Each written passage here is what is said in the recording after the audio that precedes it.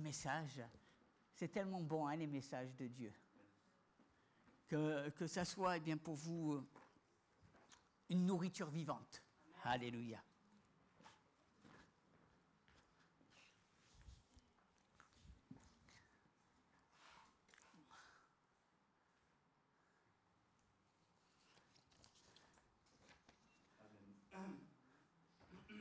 Oui, c'est vrai qu'aujourd'hui, le calendrier, nous voulons honorer les mamans. Et c'est vrai que moi, je vais prendre 2 minutes pour parler de ça. Et nous, le Seigneur nous fait la grâce que son nom est arrivé dans la maison grâce à notre mère. Et c'est par le Seigneur a utilisé notre mère pour que son nom soit amené dans notre maison. Et jusqu'à la fin de nos jours, nous serons reconnaissants d'abord au Seigneur et à notre mère. Et c'est vrai que Dieu aime les mères et Dieu aime les mamans. Il vous aime énormément. Vous avez un cœur particulier. C'est incroyable. Et vous avez de la patience. Je m'en souviens quand j'étais petit, ma mère, elle nous lisait la Bible. Et nous, on était là, on écoutait, elle nous racontait, on chantait avec elle, on chantait pas mal de cantiques. On chantait, et après on lisait, elle nous lisait, chacun lisait, des fois, chacun son tour, on lisait. Et des fois, on se là, on regardait des fois les animés. Elle fait, ah bah les enfants, on va les prier. Abraham, il était là, tout content. Et moi, j'étais là.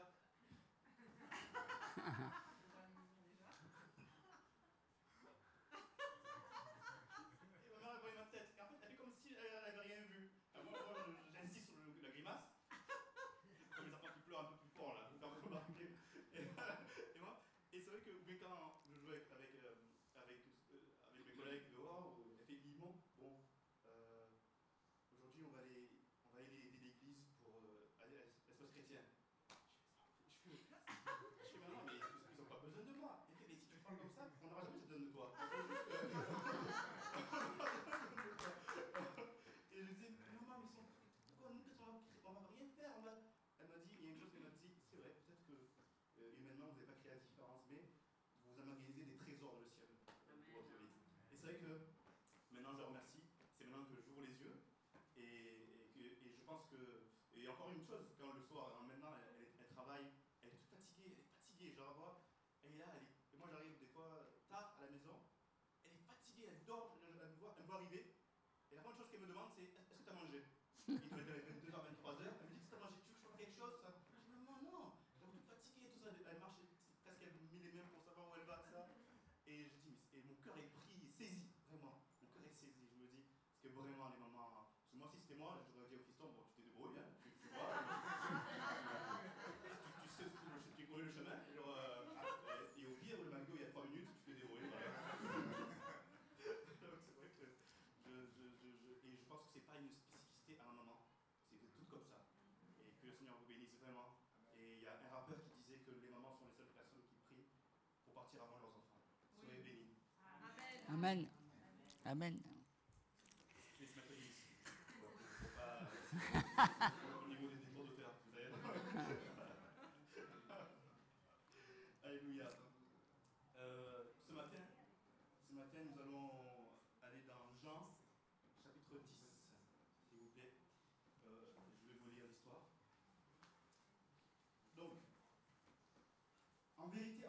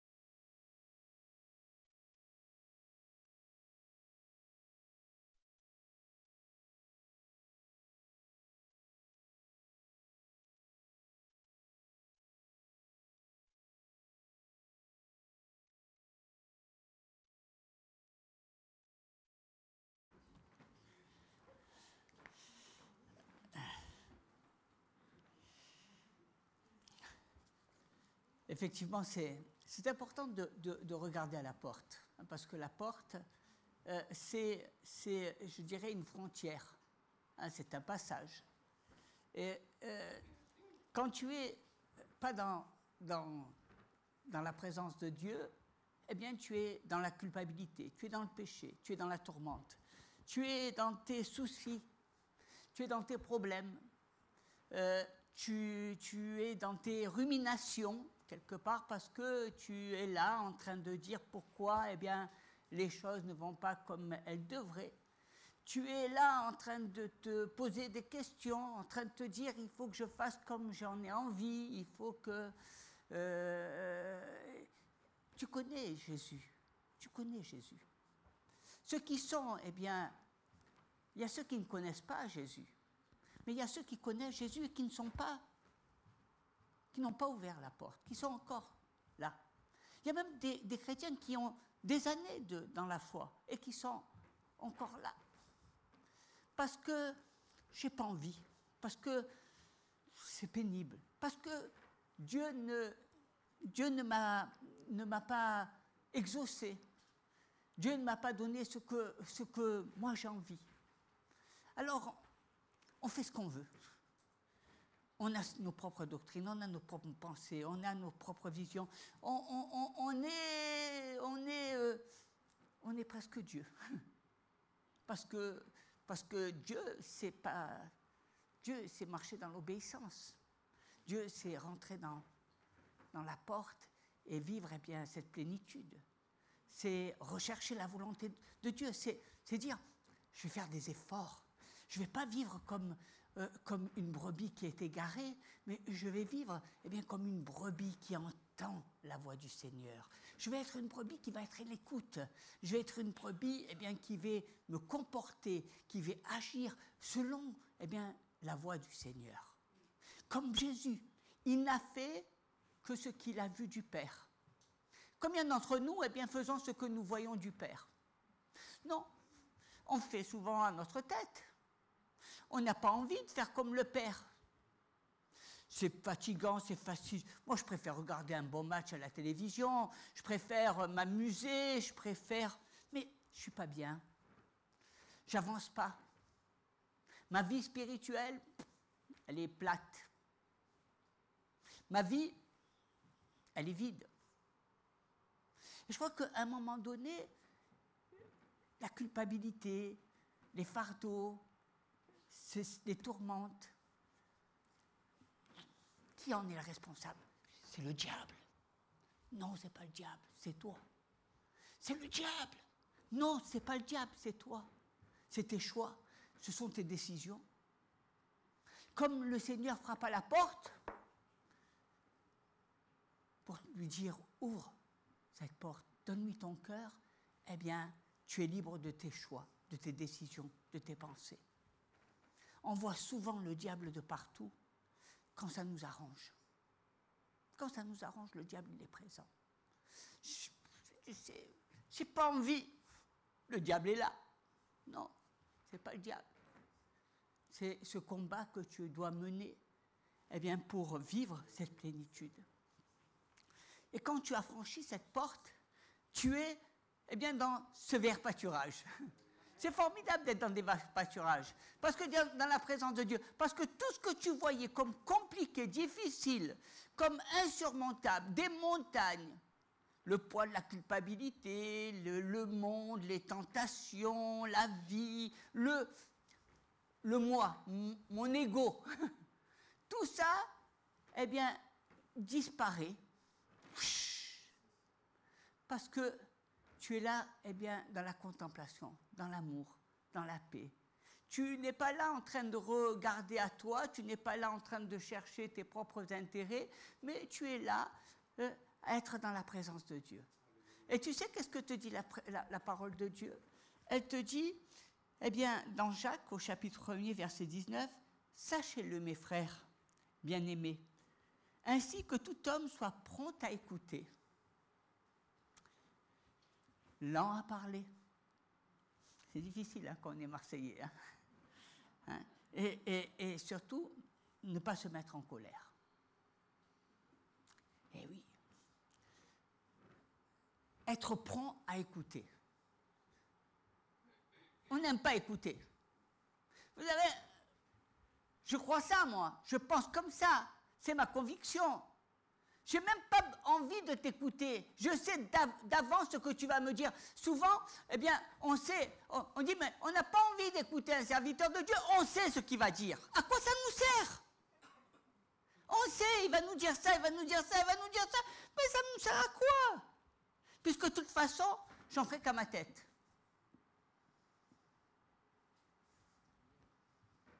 Sois prompt à écouter. Et oui, parce qu'un berger, le bon berger, mes brebis connaissent ma voix et l'entendent. Mais est-ce que tu entends la voix du Seigneur? Et est-ce que tu l'écoutes? Parce que finalement, tu sais que ça vient de Dieu. Parce que quand tu entends, eh bien, le serviteur de Dieu t'apporter un message, te donner la parole de Dieu, c'est pas, ça vient du Seigneur. C'est basé sur la parole. Mais finalement, tu en fais toujours qu'à ta tête. Mes brebis entendent ma voix et la connaissent. Mais est-ce que tu es dans la bergerie, dans ce lieu où il y a les verts pâturages, ou est-ce que tu es encore resté eh bien, à l'extérieur avec les ronces, les épines, avec toutes ces choses qui t'entourent? Nous avons besoin de rentrer dans les verts pâturages. Nous avons besoin eh bien, de vivre une vie de transformation. Nous avons besoin d'être renouvelés dans notre esprit, dans notre âme, dans notre manière de voir.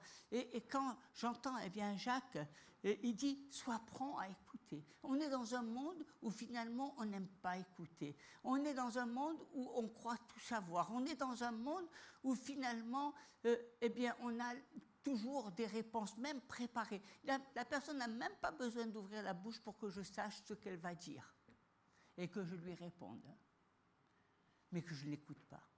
Alors que écouter, eh bien, c'est un acte d'amour.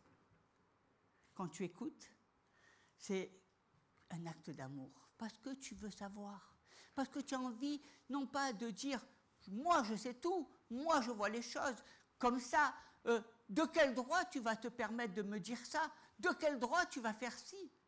Moi, monsieur, je sais tout. Madame, je sais tout. C'est comme ça que ça doit se passer. Non. Non. Écoutez.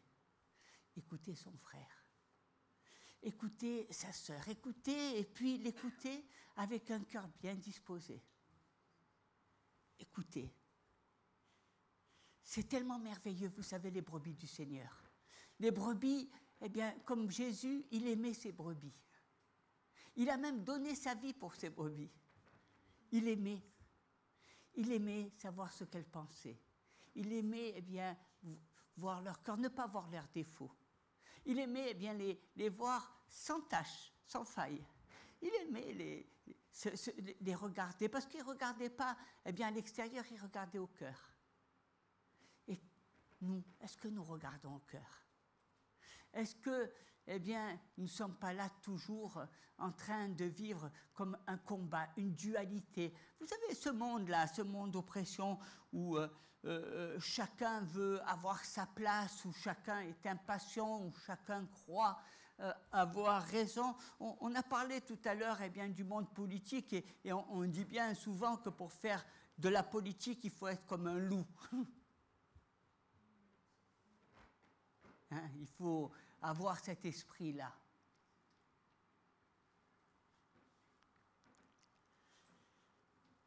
La Bible nous dit l'ami aime en tout temps. Et dans le malheur, il se montre comme un frère. Aime en tout temps. Aimer. Écouter. Écouter. Jésus, il écoutait. Il essayait de trouver les solutions. À chaque fois, eh bien, qu'il voyait une personne, il était à l'écoute de ses cris, de ses pleurs, de ses frustrations, pour lui apporter une solution. quand tu écoutes, tu as la solution. Est-ce que je veux te faire plaisir ou est-ce que je veux me faire plaisir? Est-ce que je veux flatter mon orgueil ou est-ce que je veux que ma vie soit au service des autres? C'est une question qu'il faut se poser. C'est une question que tu dois te poser. Parce que bien souvent, eh bien, tu recherches tes intérêts, tu recherches toujours à avoir raison, tu recherches ta position, tu recherches... Mais est-ce que ta vie, elle doit être au service des autres? Servir les autres. Faire ce que les autres ont envie.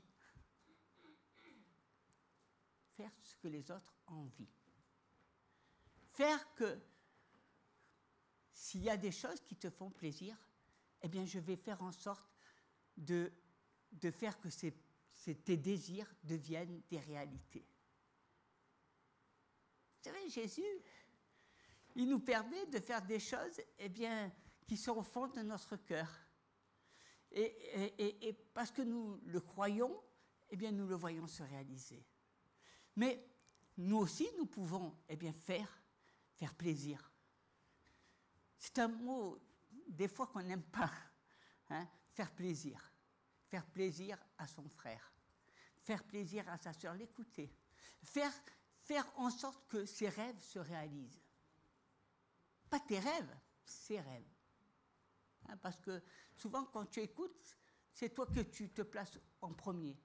Vous savez, souvent, vous allez entendre les gens, et quand vous les entendez, c'est « moi, je ». Le Seigneur m'a dit « moi ». Non. Je n'ai jamais entendu le Seigneur parler de cette manière. Il ne cherchait pas à se faire valoir. Et souvent, ceux qui cherchent à se faire valoir, ils ont besoin du Seigneur.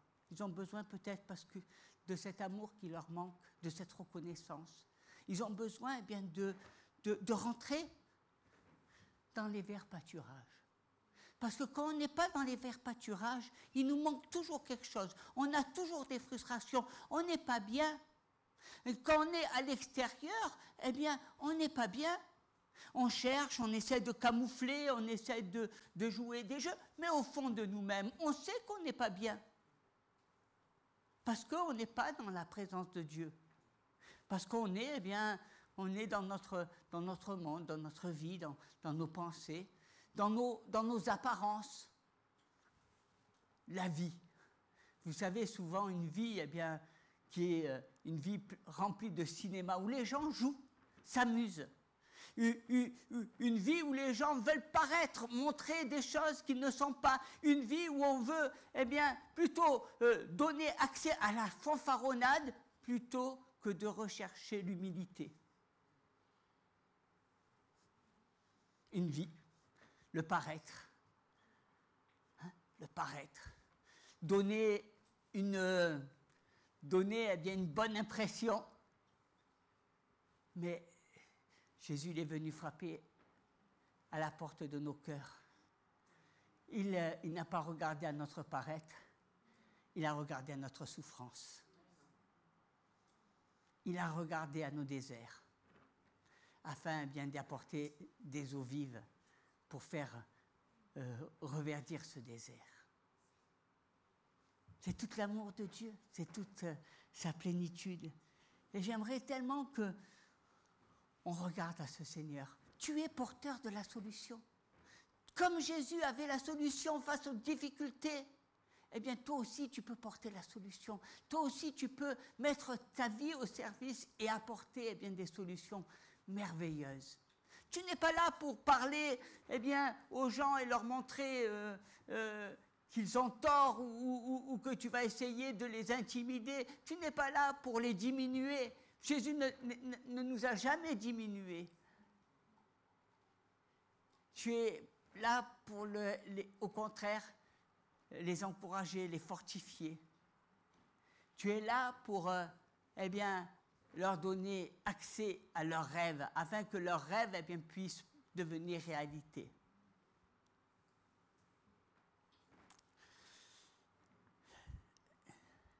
Et je crois que c'est tellement important. Important qu'on prenne conscience. Qu'on prenne conscience que c'est vrai, on dit le salut, Jésus, les sources, mais pour voir le salut, si je veux voir le salut, quand je regarde à toi, je dois voir le salut. Quand je regarde à ta vie, je dois voir Christ. Je dois voir, eh bien, Jésus qui est mort à la croix. Je dois voir tout l'amour de Jésus en toi. Le salut. Le véritable salut. Pas le salut de pacotille qu'on dit le dimanche à l'église. Je dis de pacotille parce que souvent on veut se mentir à soi-même. Le véritable salut. Celui où tu t'es mis à pleurer parce que tu as compris que Jésus était mort à ta place. Celui où tu étais en larmes parce que tu as vu, eh bien, à quel point le Seigneur a porté, eh bien, ton péché, tes fardeaux. Le salut, eh bien, qui te donne de dire non, plus jamais. Je me suis éloigné. Je ne veux plus jamais être à l'extérieur. Vous savez, mais je veux être, eh bien, dans ces verts pâturages. Les verts pâturages ne soient pas comme la femme de Lot. Tu sais, la femme de Lot, qu'est-ce qu'elle a voulu? Elle avançait alors que Dieu les avait sauvés de Sodome, de Gomorrhe, de toute la perdition, de tout le péché. Il les avait sauvés. Et qu'est-ce qu'elle a fait? Elle s'est retournée. Tellement elle avait envie de retourner dans sa vie du passé. Tellement ses copines lui manquaient. C'est les gens qu'elle voyait, la façon dont les gens s'habillaient, tout ça. Elle en était changée en statue de sel.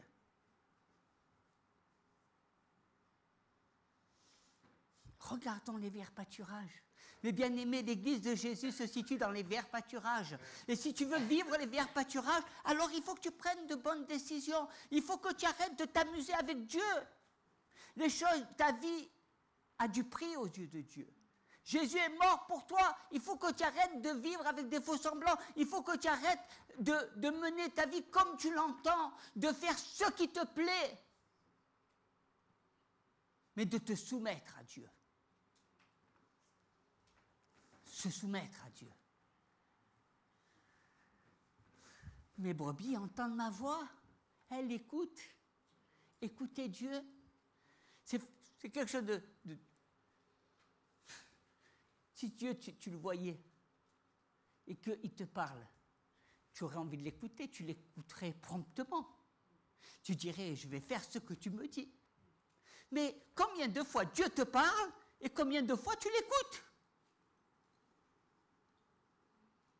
Nous parlons du même Dieu, nous parlons de Jésus-Christ, nous parlons du berger.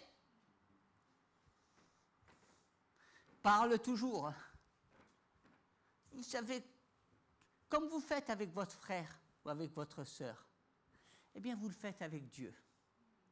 De la même manière que tu n'écoutes pas ton frère et ta sœur, eh bien de la même manière tu agis avec le Seigneur. Tu dis oui. Mais tu sais, le Seigneur, il est où? Il est dans ton frère et dans ta sœur. Il est dans l'amour qu'il a manifesté pour ton frère et ta sœur. Il est, eh bien, au travers de tout son corps, de toute cette église, de toutes ses brebis. Il est là. On a, je dirais, c'est une bonne nouvelle, parce que c'est vrai que c'est difficile d'écouter les gens. Mais pourquoi c'est si difficile? Ça s'apprend. Déjà, il faut que tu commences à les aimer. Parce que écouter, c'est aimer. On écoute une personne qu'on aime. On écoute. Hein? Et puis, on est lent à parler parce qu'on sait qu'on n'a pas envie de tout arrêter. Parce que quand quelqu'un ouvre son cœur, eh bien, il faut que tu laisses la personne ouvrir son cœur. Il ne faut pas que tu sois toujours là en train de dire « Mais non, mais moi je sais, c'est comme ça. » Non, ouvre ton cœur. Combien de fois tu as voulu ouvrir ton cœur et eh bien, tu as eu la personne qui était là et qui te dit « Tu as tort.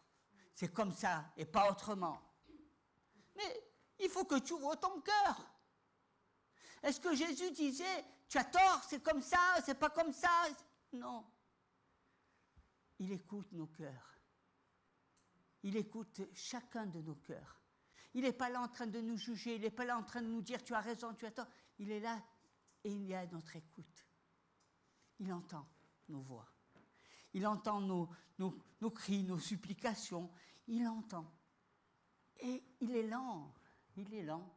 Des fois, on aimerait que Dieu nous parle de suite, là. Donne-moi la réponse, tu sais, comme ça. Non, il est lent. Il est lent à parler. Parce que quand on ouvre, quand on écoute, eh bien déjà, c'est quelque chose de libérateur. Tu sais que quand tu écoutes, moi souvent ça m'arrive en tant que serviteur de Dieu d'écouter des brebis qui viennent me voir. Et elles me parlent. Et je les écoute. Et j'ai du plaisir à les écouter. On est dans un monde où les gens ne veulent pas écouter. On n'arrive même pas à écouter sa propre femme. On n'arrive pas à écouter sa propre mère. On n'arrive pas à écouter. Parce qu'on croit, on est convaincu qu'on a raison, que c'est moi. Écoutez. C'est difficile d'écouter un pasteur. Parce qu'on sait que je ne suis pas à ce niveau, peut-être dans 20 ans, j'y arriverai, j'y arriverai pas, bon, il est bien sympa. C'est dommage, hein, parce que tu sais, tu peux arriver à faire en un jour ce que tu feras en 20 ans. En un jour. Tout dépend de toi.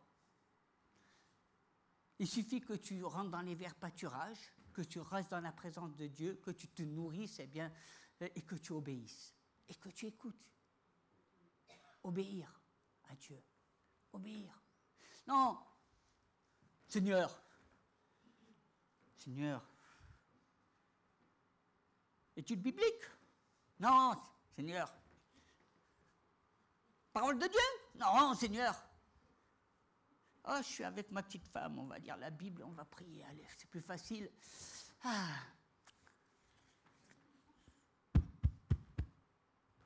Je dis, c'est moi, Bernard, ton mari. Petite femme, écoute, c'est moi.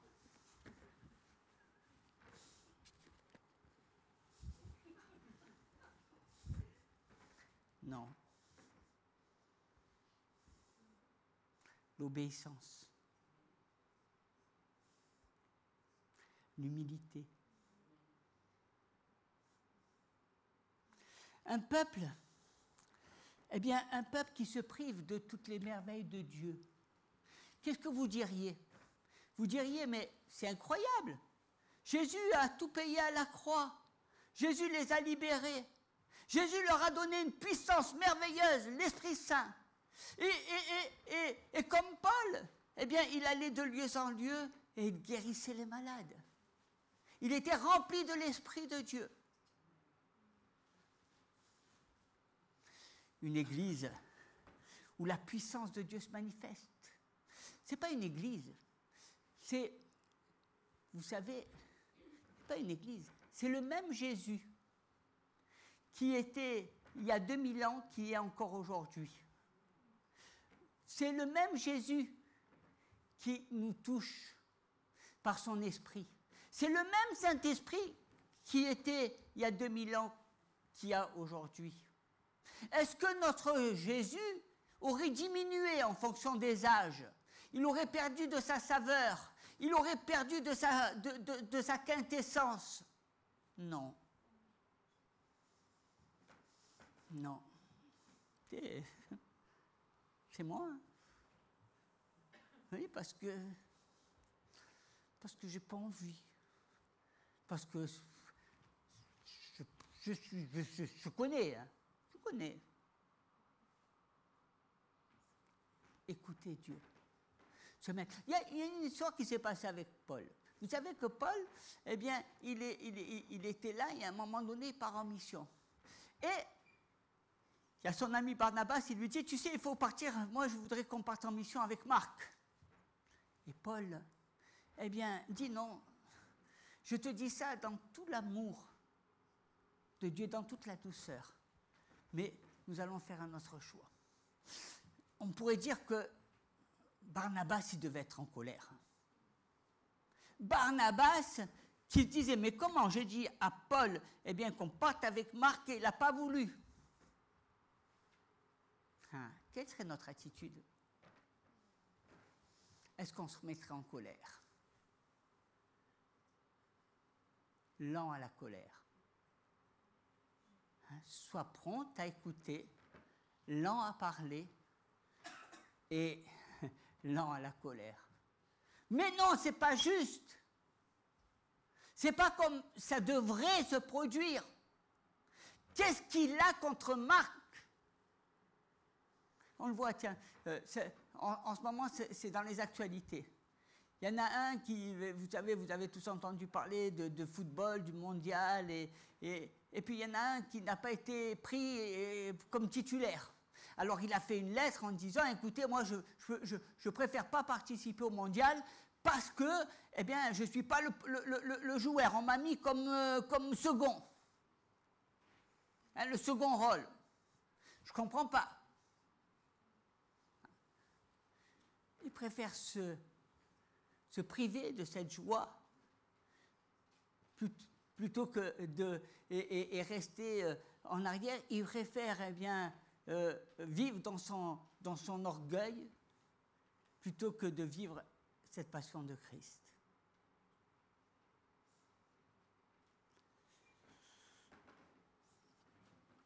Je crois qu'on a besoin. Hein, on a besoin il y a tellement de joie d'écouter des personnes et de pouvoir les aimer. Il y a tellement de bijoux que Dieu, d'écrins que Dieu a fait au travers des personnes et qu'on doit, eh bien, être là pour les mettre en avant, pour qu'ils puissent s'épanouir. Finalement, ta vie, c'est quoi? C'est oui, qu'on te fasse bien à manger, qu'on t'écoute, qu'on t'obéisse, mais est-ce que ta vie, elle ne serait pas, eh bien, au service des autres comme Jésus? Chercher, eh bien, ce qui est agréable, chercher à apporter du bonheur, donner, eh bien, aux personnes les moyens de pouvoir s'épanouir. Être là comme des ouvriers inutiles, mais tellement utiles.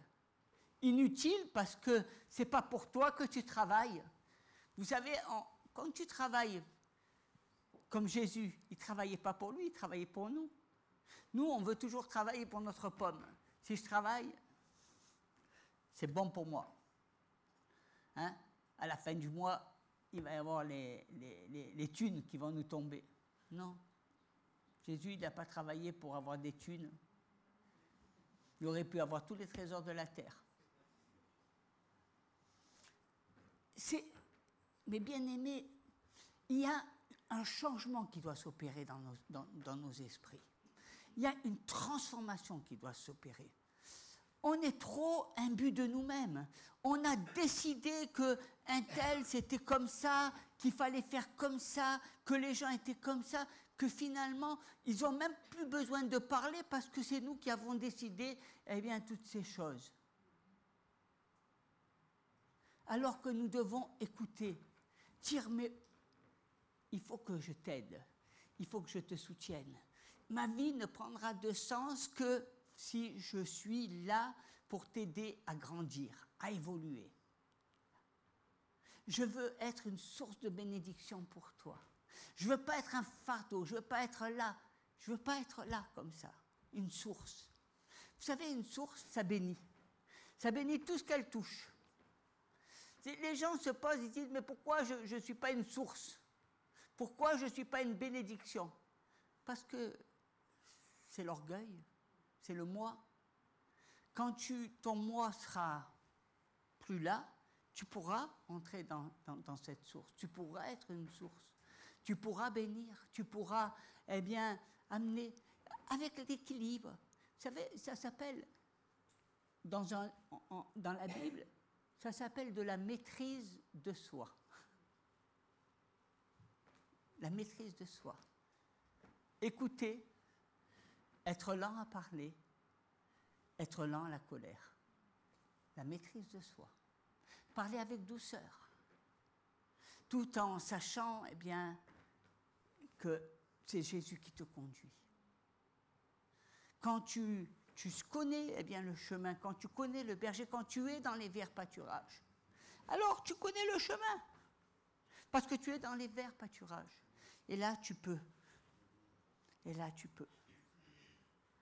Mais si tu es là, et que tu es de l'autre côté, et que tu es là dans la tourmente, eh bien, tu as besoin de guérison. Tu as besoin de délivrance. Tu as besoin du pardon de Dieu. Tu as besoin de la grâce. Tu as besoin du salut. Tu as besoin de toutes ces sources. Tu as besoin de t'approcher de la croix et de dire, eh bien, au Seigneur, Seigneur, délivre-moi. Délivre-moi. Et je dirais que c'est pas... Le salut, ce n'est pas quelque chose eh bien, qu'on a reçu il y a 20 ans, 30 ans. Le salut, c'est tous les jours que nous le portons. C'est tous les jours que je l'ai. Tous les jours, je suis sauvé par le Seigneur. C'est pas, il y a 20 ans, j'ai donné mon cœur à Jésus. C'est tous les jours que je donne mon cœur à Jésus. Tous les jours, eh bien, je m'approche de Dieu, lui demandant pardon, lui demandant, eh bien, regardant à lui et à son sacrifice, en me disant, Seigneur, tu es mort pour moi. Tu es mort pour mes bien-aimés. Et Seigneur, fasse que cette Église, eh bien, soit une Église vivante, une Église où les dons, eh bien, se manifestent, où l'Esprit de Dieu se manifeste. Non pas, eh bien, une Église où je sois dans mon esprit de contrôle de moi, du moi, mais que toi, Seigneur. Et une Église, eh bien, obéissante. Parce que vous savez, souvent, les gens, quand ils ont une idée derrière la tête, ils veulent en faire qu'à leur tête. Ils ne cherchent pas. Comme Paul, il a dit, mais non, tu vois, Marc ne viendra pas avec nous. Est-ce que toi, tu vas te mettre en colère? Est-ce que toi, eh bien, comment tu vas agir? L'obéissance. Vous savez, l'obéissance, c'est important. Dans la Bible, Dieu a donné des lois. Il a donné beaucoup de lois où les gens pouvaient comprendre. Il a donné des lois où les gens ne pouvaient rien comprendre. Il leur a dit, ben, tu vas te mettre avec... tu vas venir ce jour-là et tu vas te mettre avec un vêtement blanc de lin. Pourquoi? Va chercher une explication. Il n'y en a pas. Il y a des fois où Dieu te pose des choses parce que ce qu'il cherche, ce n'est pas que tu aies des explications logiques, mais il veut voir eh bien, si ton cœur est prêt à lui obéir. Est-ce que ton cœur est bien disposé? C'est ça qui est important. C'est ton cœur. Tu n'es pas là pour faire plaisir. Vous savez, souvent, quand on n'aime pas écouter, on va dire les gens, ah, ouais, mais telle sœur, elle est comme ça, ah, l'autre, telle sœur, elle est comme ça. Ah, non. C'est une brebis du Seigneur. Est-ce que tu vas l'aimer? Est-ce que tu vas, eh bien, faire qu'elle s'épanouisse? Est-ce que tu vas aider cette sœur? Ah non, non, moi je l'aiderai si elle est malade, parce que si elle est malade, bon, je lui apporterai à manger, ou je ferai... Mais est-ce que tu l'aimes? Parce que ce n'est pas que quand elle est malade que tu dois aimer ton frère et ta sœur. Hein? C'est quand elle se porte bien. Est-ce que tu l'aimes? Est-ce que l'Église, eh bien, nous aimons véritablement, afin que chacun puisse s'épanouir, afin que nous puissions rentrer eh bien, dans cette volonté de Dieu de voir l'Église eh bien, manifester les merveilles de Dieu. Non pas eh bien, des hommes qui retiennent, mais au contraire des hommes qui accompagnent, avec la sagesse, avec le discernement. La sagesse, c'est quelque chose d'important. Une église, eh bien, elle est bâtie sur le roc, sur la parole de Dieu, sur les fondements. Elle n'est pas basée sur moi, elle n'est pas basée sur mes impressions, elle n'est pas basée sur mes sentiments, elle est basée sur la parole de Dieu. Et lorsque nous basons notre vie, eh bien, sur le rocher des siècles, alors, hein, moi j'aime bien parce que c'est à cela que le Seigneur nous... Tu peux faire des erreurs. pas de problème. Mais à un moment donné, il faut savoir s'arrêter de faire des erreurs. Parce que tes erreurs font que tu ne grandis pas, font que tu n'évolues pas, font que tu restes toujours le même. Alors, à force de faire des erreurs, tu tournes tout le temps en rond. À un moment donné, il faut te dire. Je me rappelle, une fois, j'étais avec mon maître spirituel, M. Samin. Et puis, formidable, un homme que j'appréciais en tant qu'homme. Mais je l'appréciais tellement en tant qu'homme que des fois, j'oubliais qu'il était serviteur de Dieu. C'était un grand serviteur de Dieu. Un homme, eh bien, qui, quand il parlait, c'était extraordinaire. On sentait la présence, on sentait la puissance de Dieu, on sentait l'amour. Mais aussi un cœur d'enfant. Un homme qui savait rire, qui savait s'amuser, qui n'hésitait pas à avoir le cœur sur la main. Et j'aimais bien ce côté-là. Et le jour où cet homme, eh bien, a été appelé par le Seigneur, je me suis dit, mais Seigneur, cet homme-là, c'était un homme de Dieu. C'était pas un homme. C'était pas un homme. C'était pas un ami. C'était pas un ami. Je regrette dans mon cœur d'avoir dit que cet homme était un ami. Ce n'était pas un ami. C'est pas quelqu'un de proche avec qui j'aimais bien manger, m'amuser, sortir, partir même en vacances. C'était pas un ami. Cet homme était un grand homme de Dieu. Et je l'avais oublié.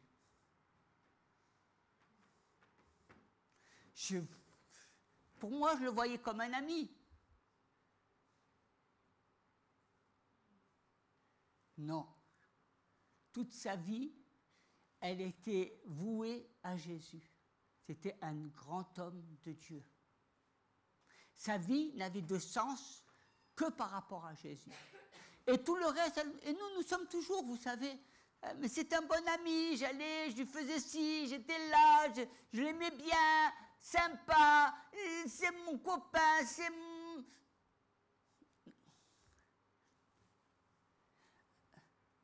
Arrêtons de mêler la chair. C'est mon frère.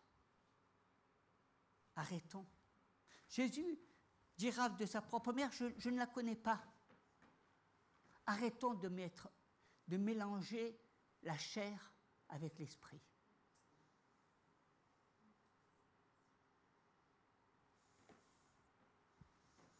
Cherchons. Et quand j'ai compris ça, ben, je peux vous dire une chose. Je travaillais. J'étais dans un restaurant. Je travaillais dur. À partir de ce jour-là, qu'il pleuve, qu'il vente, toutes les prières du jeudi, Bernard était présent. À partir de là, pas une seule étude biblique n'a été manquée. Pas une seule. Qu'il vente, qu'il pleuve, qu'il y ait du travail, que des employés ne soient pas venus. C'était comme ça. La volonté. Vous n'arriverez pas à grand-chose si vous n'avez pas de volonté. Si vous n'avez pas de volonté, vous n'arriverez jamais à accomplir. Ça sera beaucoup des belles paroles, ça sera beaucoup des grands mots, mais quand on verra les actes, on verra un livre vide.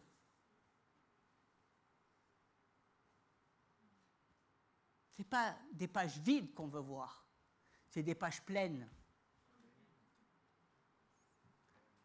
Trop de chrétiens vivent une vie chrétienne dans un nuage. Mais Dieu attend des personnes qui s'engagent, des personnes qui désirent aller jusqu'au bout, des personnes qui ne regardent pas au sacrifice qu'ils doivent faire pour que les verts pâturages se manifestent. C'est des choix personnels. Bien-aimés, ne laissez pas vos états d'âme, ne laissez pas vos humeurs, ne laissez pas votre moi prendre le dessus. Le combat que vous avez à mener, ce n'est pas contre le diable, mais c'est contre vous-même. Prenez les bonnes décisions. Ne vous permettez aucun échappement, aucune petite déviance, parce que vous la payerez cher par la suite. Restez fidèles, marchez, soyez comme bien des bulldozers, cherchez la vérité, allez en profondeur, continuez, et vous allez bien voir toute la plénitude de Dieu. C'est ça que Dieu cherche. Vous voyez, Dieu cherche des personnes qui sont dans les verts pâturages. Pas des personnes qui sont dans leurs problèmes. Les problèmes, croyez-moi que ceux qui sont dans les verts pâturages, ils en avaient aussi, mais ils ont laissé leurs problèmes ailleurs, ils les ont abandonnés, ils ont dit au Seigneur, tu prends soin de tous mes problèmes, parce que c'est toi qui je veux travailler, je veux te servir. Quand toi, tu déposes tous tes problèmes à la croix et que tu sers le Seigneur, c'est Dieu lui-même qui prend soin de toi. Mais il faut déposer, décider, prendre, vivre ces temps. Sache qu'il n'y a rien de difficile avec Dieu. Rien n'est impossible. Crois-moi que les gens qui étaient avec Jésus, c'était des personnes de la même nature que toi, et crois-moi que Dieu les a bénis et qu'ils ont vu toute la plénitude de Dieu. Ils ont vu des choses extraordinaires. Ils ont vu la gloire de Dieu se manifester. Ce qui était impossible, ils étaient dans des situations terribles. Ils ont vu les portes des prisons s'ouvrir.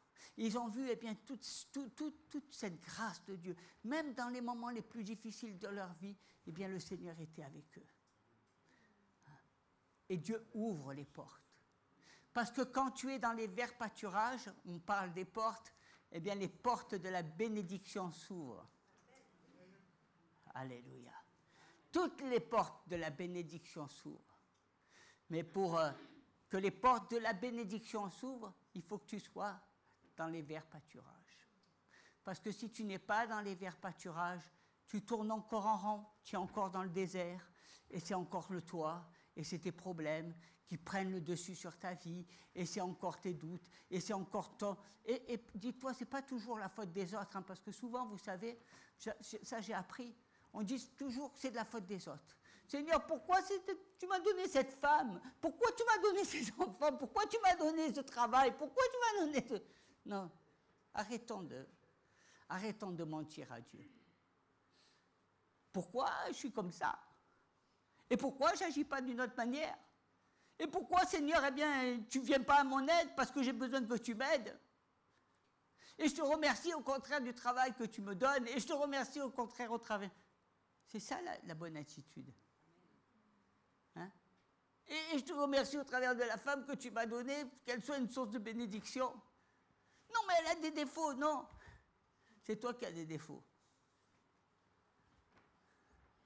Parce qu'on regarde toujours les autres, mais on ne se regarde pas soi. On voit les défauts chez les autres, mais on ne les voit pas sur soi. Tu sais, pour ne pas avoir de défauts, qu'est-ce qu'il faut faire? Il faut retrouver la source du salut. Il faut retourner à Jésus. Et là, tu seras sans défaut. Et tu pourras demander pardon à Dieu. Mais si tu vois les défauts de ton frère et de ta sœur, et que tu crois que le salut est à toi, que tu as Jésus, que toi tu es insurmontable, invulnérable, il n'y a personne qui est invulnérable. Vous savez, ils ont fait un bateau, le Titanic, il a coulé. Donc imaginez, vous pouvez couler du jour au lendemain, moi aussi. Il n'y a que Jésus qui ne coule pas. Hein? Et c'est tellement important. On va s'incliner dans la prière. Alléluia, Seigneur, merci de toucher tes enfants et de leur donner d'être dans ces pâturages où il y a tout l'amour, où il y a toute la présence, la puissance de Dieu. Et merci parce que tu veux que nous soyons à l'écoute. Tu veux, Seigneur, que nous puissions aider. Non pas rentrer dans la complicité, mais au contraire aider afin que les personnes puissent exprimer et sortir de leur prison. Tu nous donnes, Seigneur, de pouvoir être lent à parler, parce que, Seigneur, souvent, lorsque nous parlons, nous disons ce que nous pensons. Mais, Seigneur, donne-nous d'écouter, et donne-nous, Seigneur, de ne pas avoir d'esprit de colère. Seigneur, que ces esprits qui nous tenaillent pour un oui, pour notre susceptibilité, pour notre ego, pour notre immaturité, que tout cet esprit de colère disparaisse de nos vies, afin que nous puissions vivre une vie d'équilibre, une vie de douceur, une vie de plénitude, une vie d'épanouissement. Donne-nous, Seigneur, de savoir prendre nos responsabilités et de nous y tenir. Je te demande, Seigneur, de toucher chacun de tes enfants et que dans leur cœur, s'il y a un engagement, qu'ils puissent respecter cet engagement. Que ce ne soit pas un engagement de pacotille, un engagement d'un jour, de 2 jours, de 3 jours ou d'une semaine et d'une autre, et ensuite qu'ils retournent à leur vie du passé. Parce que, Seigneur, la vie du passé, c'est une vie où on n'est pas dans les verts pâturages. C'est une vie où on est dans l'errance, où on est avec soi-même et seul quand on se regarde dans un miroir. Mais quand on est dans les verts pâturages, quand on regarde à la glace, on voit Jésus. On voit tout l'amour de Dieu, on voit toute la plénitude de Dieu, on voit toutes les bénédictions de Dieu s'ouvrir devant nous. Seigneur, donne-nous d'avoir un esprit de service. Donne-nous, Seigneur, d'amener nos bien-aimés à ce qu'ils puissent s'épanouir dans leur vie. Nous ne voulons pas des églises qui sont marquées par un manque d'épanouissement, par les blessures, par les échecs du passé. Nous voulons une église où il y a un esprit nouveau, où il y ait un souffle nouveau, où il y ait dans ces verts pâturages des hommes et des femmes qui sont saints de corps, d'esprit et de cœur, qui marchent dans la sainteté de Dieu, dans la sanctification. Seigneur, tu veux une église saine, tu veux des hommes et des femmes saints, et tu amènes, Seigneur, tes enfants à vivre cette sainteté. Que tu puisses te manifester et que la puissance de Dieu puisse se manifester.